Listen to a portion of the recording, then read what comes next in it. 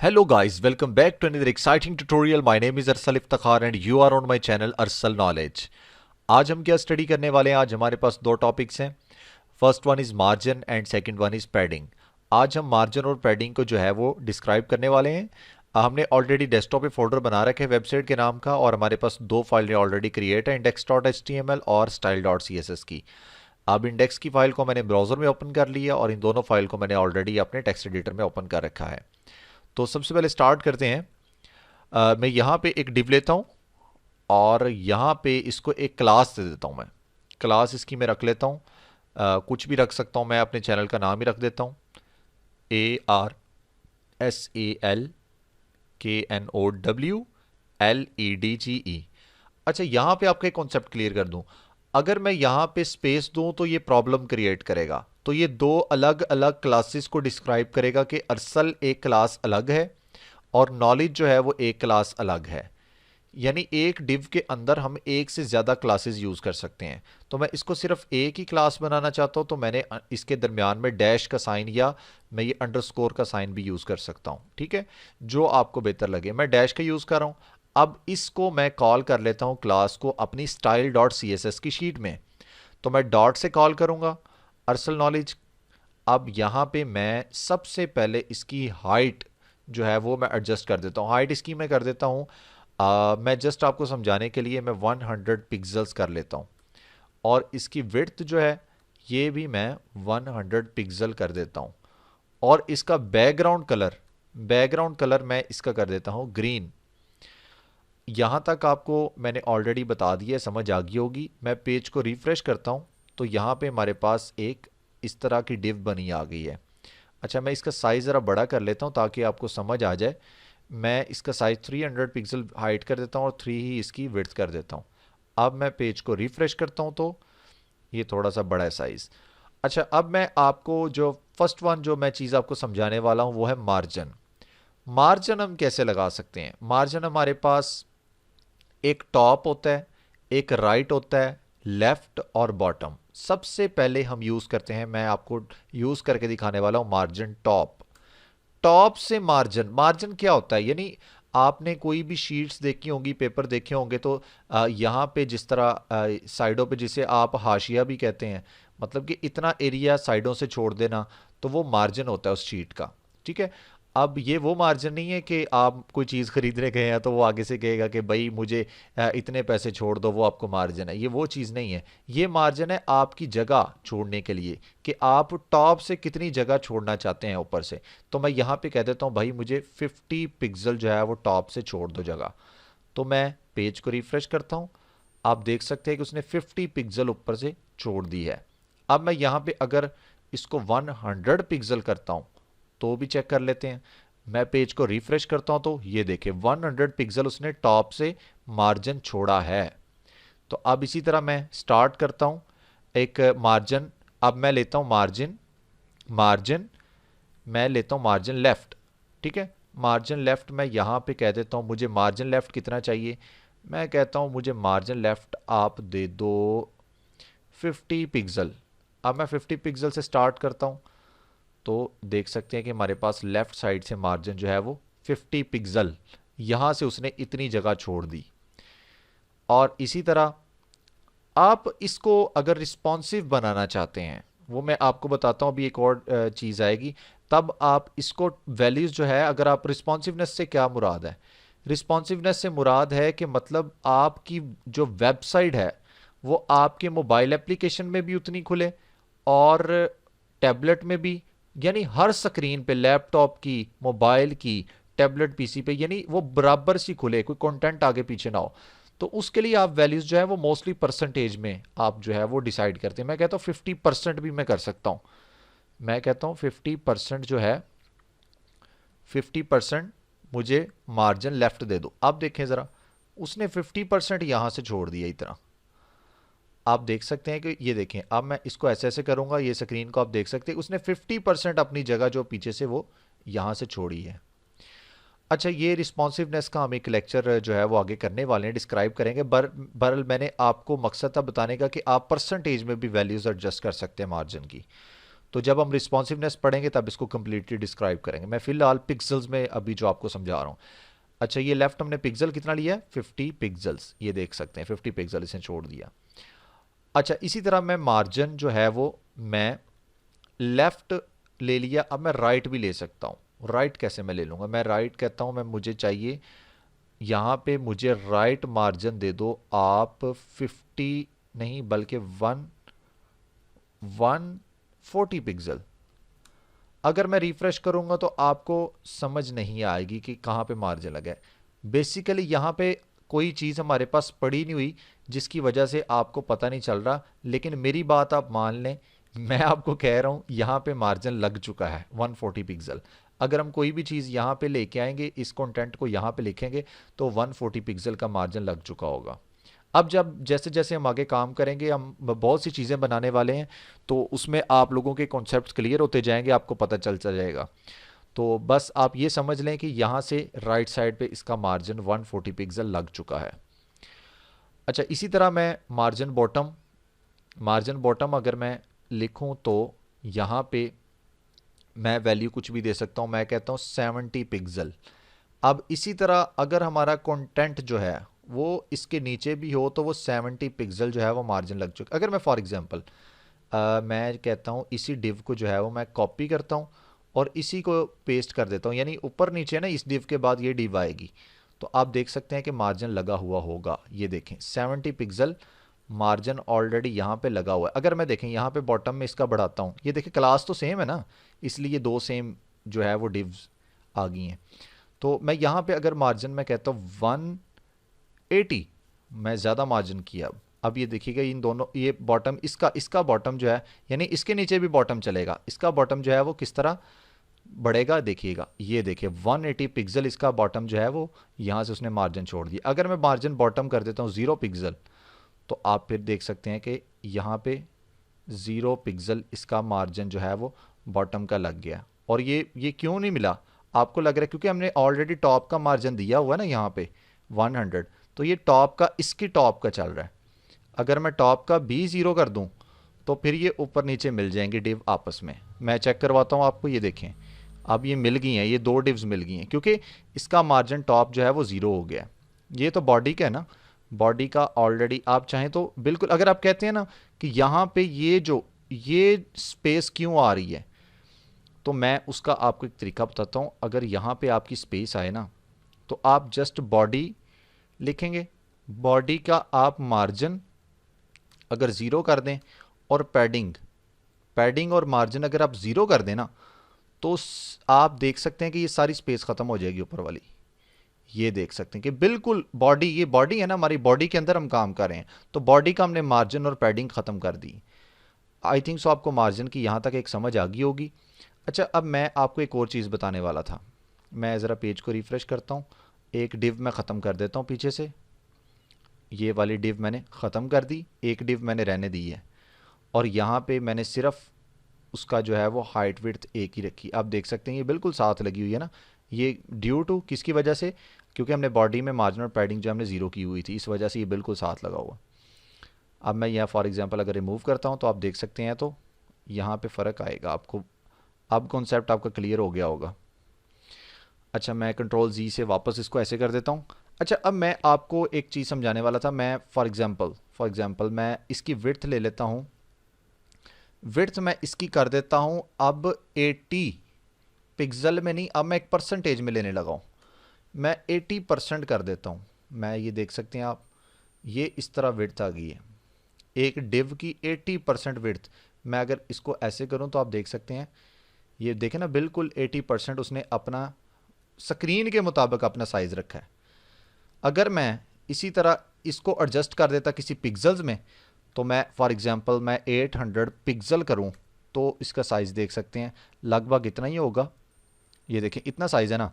अब मैं अगर इसको ऐसे करूं तो ये देख सकते हैं कि ये नीचे स्क्रॉलिंग होके ऐसे ये जगह फिर नज़र आती है, तो ये रिस्पॉन्सिवनेस नहीं रहती। इसलिए अगर आपने रिस्पॉन्सिव करना है तो आप परसेंटेज में वैल्यूज़ जो है वो दिया करें, यानी ये 100% या 100% टोटल होता है ना कंप्लीट, और मिनिमम आपका 0%, उसमें उसके दरमियान में आप कोई भी परसेंटेज में वैल्यूज़ एडजस्ट कर सकते हैं। अब मैं पेज को रिफ्रेश करता हूँ तो आप देख सकते हैं कि ये 80% है। अच्छा, अब मैं जो है वो आपको बताने वाला था एक चीज़ कि अगर मैं इस मार्जिन, ये जो डिव हमने बनाई है, इसको मैं बिल्कुल सेंटर में करना चाहूँ तो मैं कैसे कर सकता हूँ? आप सोचते होंगे कि इसको मार्जिन जो है वो लेफ्ट कर लें, इधर लेफ्ट दे के इधर दरमियान में कर लें। बिल्कुल आप वैसे कर सकते हैं। इसकी एक और प्रॉपर्टी है, अगर मैं मार्जिन लिखूं, मार्जिन अगर मैं ज़ीरो और आगे लिख दूं ऑटो, ज़ीरो ऑटो करूं तो मैं पेज को अगर रिफ्रेश करूं तो आप देख सकते हैं ये ज़ीरो ऑटो में बिल्कुल सेंटर में आ गया। ये देख सकते हैं, ये मैंने परसेंटेज में 80 पिक्सल में दी थी वैल्यू, यानी टोटल 100% थी, मैंने कहा 10% यहाँ से छोड़ दी उसने, 10% यहाँ से छोड़ दी और 80% वाली बिल्कुल इसकी सेंटर में आ गई। आप इस तरह एडजस्ट कर सकते हैं अपने मुताबिक कैलकुलेशन के। हम आगे करेंगे, बहुत कुछ सीखने वाले हैं, सिर्फ यही नहीं सीखेंगे, बहुत कुछ सीखने वाले हैं। आई थिंक सो आपका जो यहाँ तक जो है वो आपका कॉन्सेप्ट क्लियर हो गया होगा मार्जिन का। अच्छा, मैं इसको वापस 300 पिक्सल पे ले आता हूँ। अब मैं पेज को रिफ्रेश करता हूँ, ये देख सकते हैं इस तरह। अच्छा, अब आप मार्जिन को आप एक लाइन में भी लिख सकते हैं। अगर मैं लिखूं मार्जिन, सबसे पहले अगर मैं यहां पे लिख दूं सिर्फ एक वैल्यू, एक ही वैल्यू, मैंने कोई नहीं लिखा यहां पे टॉप राइट बॉटम लेफ्ट, मैं सबसे पहले अगर मैं लिखूं यहां पे 50 पिक्सल। अब मैं पेज को रिफ्रेश करूं तो ये देख सकते हैं कि इसने चारों तरफ से, यानी टॉप राइट बॉटम और लेफ्ट, इस चारों तरफ से इसने 50 पिक्सल जो है वो उसने मार्जिन छोड़ दिया है। अब इसी तरह अब मैं एक और वैल्यू यहां पे ऐड कर देता हूं, मैं यहां पे कह देता हूं 70 पिक्सल। अब देखते हैं अब क्या करता है। ये देख सकते हैं इसने सबसे पहले टॉप और बॉटम, पहले वाली वैल्यू कौन सी, इसने 50 पिक्सल टॉप और बॉटम, ये राइट लेफ्ट 70 पिक्सल, टॉप से 50 पिक्सल और बॉटम से 50 पिक्सल छोड़ दिया, और राइट लेफ्ट से इसने 70 पिक्सल्स इसने छोड़ दिया है। मैं इसको अगर 100 करूं तो आपको वाज़ह फ़र्क नज़र आएगा। मैं अब रिफ्रेश करूं तो आप ये देख सकते हैं यहां से राइट लेफ्ट से इसने 100 जो है वो पिक्सल छोड़ा है और टॉप बॉटम से 50 पिक्सल्स। अब अगर मैं एक और वैल्यू ऐड कर दूं, मैं यहां पे 20 पिक्सल कर देता हूं। अब मैं अगर पेज को रिफ्रेश करता हूं तो आपको यहां पे कोई फर्क नजर नहीं आ रहा होगा, लेकिन यहां पे फर्क पड़ा है। अब इसकी जो वैल्यू चेंज हुई है, हमने कौन कौन सी रखी है, 50 पिक्सल, 100 पिक्सल और 20 पिक्सल। मैं यहां पे आपको बता देता हूं, जो 50 पिक्सल वैल्यू है ये इसने टॉप से छोड़ी है, और जो 100 पिक्सल वैल्यू है ये इसने राइट लेफ्ट, यानी 100 पिक्सल उसने राइट और लेफ्ट से छोड़ी है, 20 पिक्सल उसने टॉप से छोड़ी है, और सॉरी ये 50 पिक्सल इसने टॉप से छोड़ी है, राइट लेफ्ट से उसने 100 पिक्सल छोड़ी है, और ये बॉटम वाली वैल्यू है 20 पिक्सल। यानी अगर दो वैल्यू हो तो वो टॉप बॉटम ये वाली होगी, और अगर ये वाली टॉप बॉटम ये राइट लेफ्ट। अब अगर तीन वैल्यू हो तो ये टॉप, ये राइट लेफ्ट और ये बॉटम। ये आप जब वर्क करेंगे आपको समझ आ जाएगी।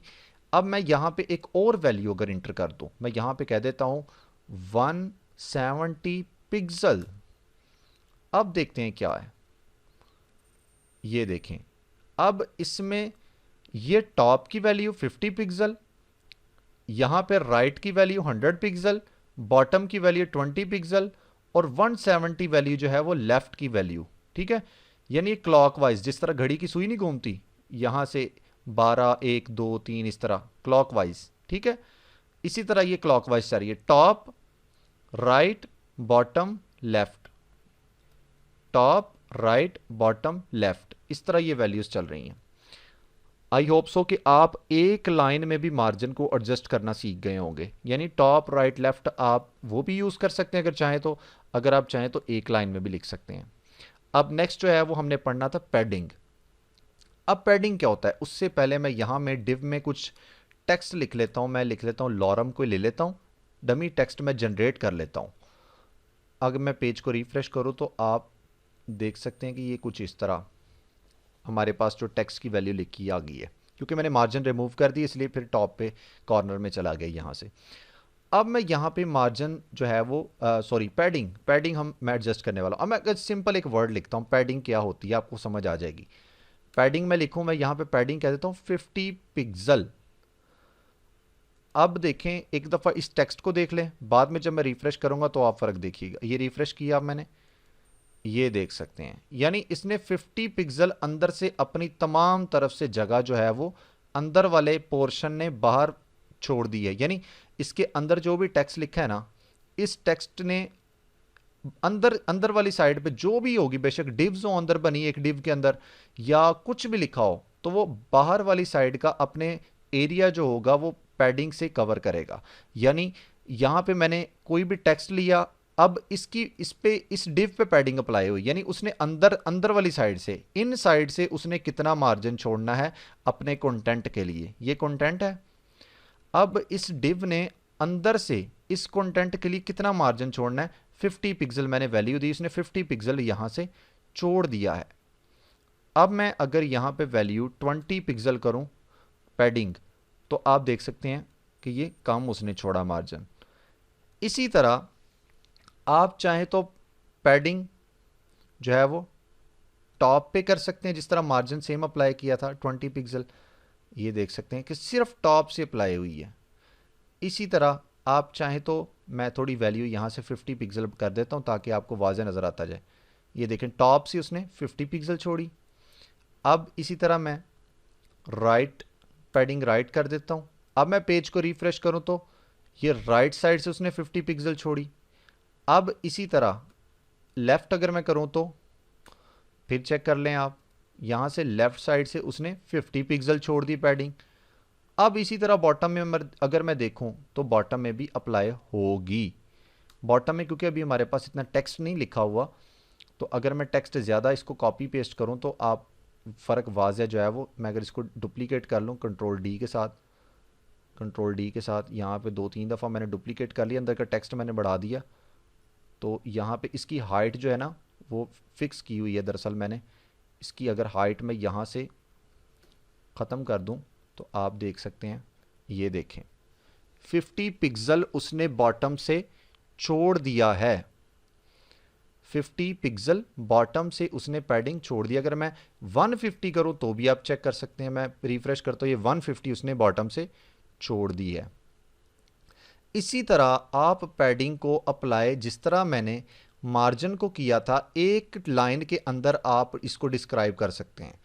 अगर मैं लिखूं 10 पिक्सल, ये तो सब पे अप्लाई होगी जो ऑलरेडी हमने अप्लाई कर ली।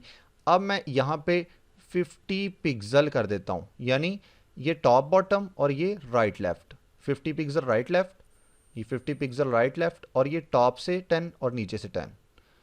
इसी तरह अगर मैं यहाँ पे एक अप्लाई कर दूँ वैल्यू 100 पिक्सल, तो ये क्या होगा, ये टॉप से, ये राइट लेफ्ट और ये बॉटम से 100 पिक्सल। रिफ्रेश करते हैं, ये देख सकते हैं टॉप से राइट लेफ्ट 50-50, ऊपर से 10 और नीचे से 100 वाली वैल्यूज़। अब इसी तरह अगर मैं यहाँ पे वैल्यू बढ़ा के लिखूँ एक और, मैं यहाँ पे कर देता हूँ 70 पिक्सल। अब ये क्या होगा, ये टॉप राइट बॉटम और ये 70 लेफ्ट। अब मैं रिफ्रेश करता हूँ तो आप देख सकते हैं कि ये वैल्यूज़ आ गई होंगी। आई होप सो कि आपका जो है वो पैडिंग का और मार्जिन का कॉन्सेप्ट क्लियर हो गया होगा। नेक्स्ट हम बहुत कुछ एक्साइटेड पढ़ने वाले हैं। अगर इधर तक आपको कोई भी क्वेश्चन हो या किसी भी किस्म का सवाल हो, आप फ्रैंकली जो है वो नीचे कमेंट सेक्शन में मेरे से क्वेश्चन कर सकते हैं, मैं आपका आंसर करूंगा। फ्रेंड्स, अगर आपने इस चैनल को सब्सक्राइब नहीं किया तो काइंडली यहाँ पे सब्सक्राइब का बटन है, आप इस चैनल को सब्सक्राइब करें और बेल आइकन पे भी आप लाजमी क्लिक कीजिए ताकि मेरे आने वाली नोटिफिकेशन आपको मिल सकें। अगर आपको ये वीडियोस भी अच्छी लग रही हों और काइंडली अप्रिशिएट के लिए बेशक डिसलाइक ही सही या लाइक ही सही, आप जो है अपना फीडबैक लाजमी दें, लाइक करके या डिसलाइक करके, कोई प्रॉब्लम नहीं। अगर आपको मेरे को मेथड में प्रॉब्लम है तो आप कमेंट में मेरे से डिस्कस कर सकते हैं कि सर आपको कुछ इस तरीके से पेश करना चाहिए अपना लेक्चर, या आप इसमें ये चीज़ मॉडिफाई करें। आई होप सो कि आपको यहाँ तक जितना भी मैंने पढ़ाया है आपको समझ आ गई होगी। मैं इंशाल्लाह नेक्स्ट आपको कुछ असाइनमेंट्स भी जो है वो जो प्रोवाइड करूँगा, आप लोग बना के प्रैक्टिस के तौर पे सिर्फ आप मुझे डायरेक्टली सबमिट करवा सकते हैं। मैं आपकी ख़ुद असाइनमेंट्स देखूँगा और आपको प्लेटफॉर्म भी दूंगा कि आप यहाँ पे अपनी असाइनमेंट्स अपलोड करें, तो वो आप जैसे जैसे इंशाल्लाह लेक्चर्स लेंगे तब मैं आपको समझाता जाऊँगा। आज के लिए इतना ट्यूटोरियल काफ़ी है, वीडियो बहुत लंबी हो चुकी थी।